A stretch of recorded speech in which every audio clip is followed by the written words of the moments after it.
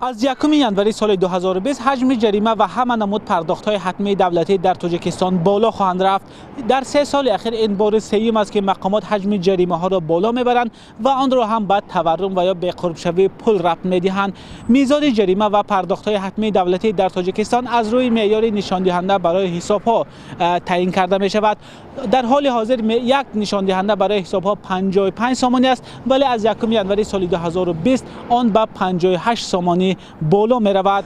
بر اساس تغییرات نو همه نمود جریمه ها شروع از ویران کردن قاعده راه تا جزا برای جنایت های سبک بالا می رود. مثال اگر شما تا این وقت برای گذشتن از چراغک سرخ تا 275 سامانی جریمه می شدید، پس از 1 ژانویه شما تا 290 سامانی جریمه خواهید شد. یک جریمه و مثال ممکن گپ هست که 1,500 سومان میشد. برای 1,500 سومان ما مجبوریم که یک ماه دراز کار کنیم، بعد 1,500 سومان جریمه سپاریم. بعض نمود باج گمرکی و اندازها نیز طبق قانون از روی نشان دهنده برای حساب‌ها پرداخت می‌شوند و نرخ‌های آنها نیز گران خواهد شد. مسئولین وزارت مالیه تاجیکستان میگویند سبب بالا بردن حجم نشان دهنده برای حساب‌ها به تورم یا به قرب شوی پول ربط دارد.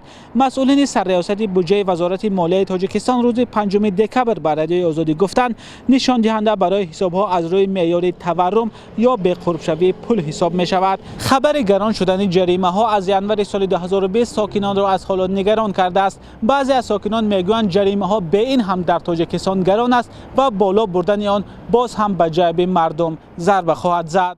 تری جریمه هر که در 55 سر میشه جریمه‌اش میره تا چند دیگه همون قانونی خچون قدیم میزنه دیگه نمیگه چند. کارشناسان میگویند هدف از بالا بردن جریمه ها ظاهرا برای پر کردن بودجه است، بودجه که نقشه آن در 9 ماه امسال اجرا نشد و برای سال آینده باز هم حجم آن را بیشتر کردند. باید آن چیزی که در آن نشان داده‌ای که اصلا برای تشکل یافتن و پر کردن بودجه کشور، خصوصا قسمت بودجه کشور، قسمت اجتماعی دیگر باید پر شود، نباید از طریق مثلا جریمه های دیگر شکل های دیگری نمود جریمه ها پر شود.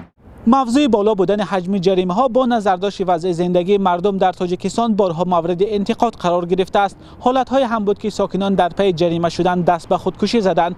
از جمله چند سال پیش عالم خوجا محمدیف، یک ساکن جماعت غولک اندازی ناحیه جبار رسولوف که 12500 سامانی جریمه شده بود دست به خودکشی زد. مقامات او را برای به حجت رانندگی اداره کردن ماشین جریمه کرده بودند. مولا رجب یوسفی، شهلای عبدالله، آزادی، دوشنبه.